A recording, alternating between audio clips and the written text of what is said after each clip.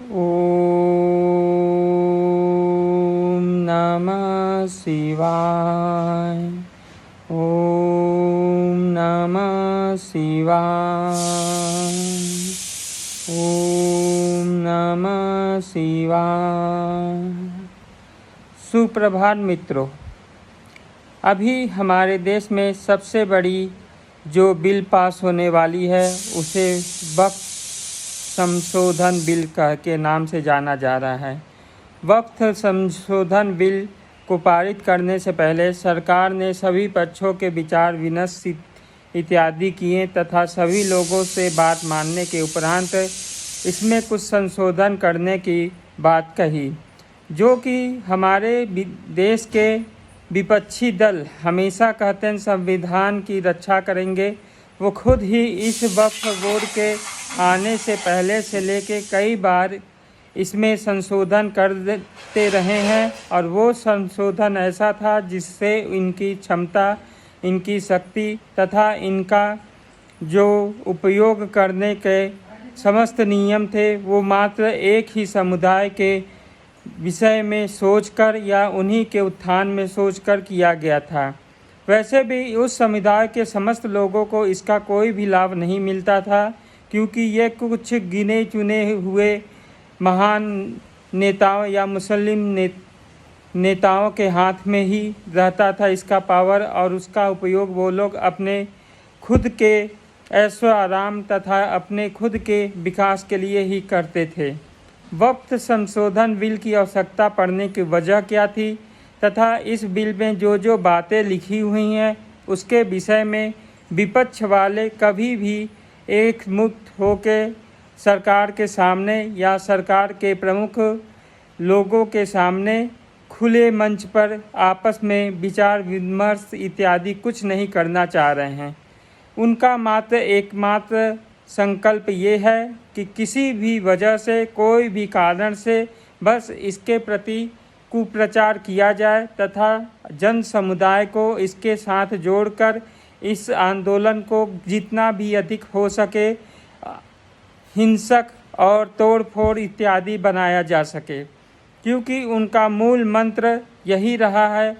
कि किसी भी अन्य समुदाय, धर्म विशेष इत्यादि लोगों को उनके समक्ष रहने की आवश्यकता नहीं है। वो सब उनके दुश्मन हैं। ये मात्र एकमात्र प्रजाति हैं जो कि धरती पे रहने के लिए आए हैं।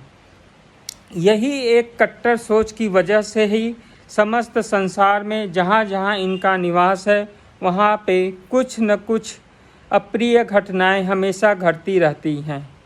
यही वजह है कि ये दल जहाँ भी गया, जब भी गया, उस क्षेत्र के सुखहाल जीवन को पूरी तरह से बर्बाद करके वहाँ पे पत्थरों, पहाड़ों तथा गर्म हवाओं जैसे भयंकर वातावरण को बना के रख दिया। वहाँ पे इनके ज़्यादा शासित किए जाने वाले जितने भी प्रदेश हैं, जितने भी राज्य हैं, जितने भी देश हैं, वो किसी में भी उत्थान, प्रगति इत्यादि को नहीं देखने को मिला है। यदि कुछ देशों को देखा जाए तो वहाँ पे उत्थान दिखाई देती है, लेकिन वो उत्थान इसलिए नहीं कि वहाँ कट्टरता अत्यधिक है, बल्कि इसलिए है क्योंकि वहाँ पे समस्त विश्व के हर तरह के लोग वहाँ जाते हैं, निवास करते हैं तथा अपने हिसाब से अपना जीवन यापन करते हैं, और वहाँ पे किसी तरह से उन्हें तोड़फोड़ इत्यादि के पाबंदियों से नहीं गुजरना पड़ता है। इसके साथ ही वहाँ सबसे प्रमुख बात यह है कि वहाँ पे जो प्राकृतिक संसाधन मिले हैं, जिसके पैसे के बल पे वहाँ कुछ उत्थान और सुखमय जीवन दिखाने का प्रयास किया जाता है, लेकिन बुनियादी सुविधाओं के मामले में देखा जाए तो अत्यंत ही पिछड़े हुए नज़र आते हैं, क्योंकि वहाँ भी जल इत्यादि की कमियाँ बहुत दिखाई देती हैं, भोजन इत्यादि की कमियाँ अत्यंत हैं। जो भी अच्छी अट्टालिकाएँ वहाँ दिखाई देती हैं, तो उसका एकमात्र कारण है वहाँ से उत्पन्न खदानों से रासायनिक पदार्थ, खासकर पेट्रोल, डीजल की और पेट्रोलियम पदार्थों के अत्यधिक उत्पादन की वजह से उनके यहाँ पे डॉलरों में कमाई होती है और हर देश के कुछ न कुछ कंपनियाँ, कुछ न कुछ राजदूत तथा कुछ न कुछ आयोग वहाँ पे स्थापित रहते हैं, जो कि बिजनेस इत्यादि के माध्यम से समस्त विश्व पे अपना कार्यभार संभालते रहते हैं। यही कुछ वजह है जिसकी वजह से वहाँ के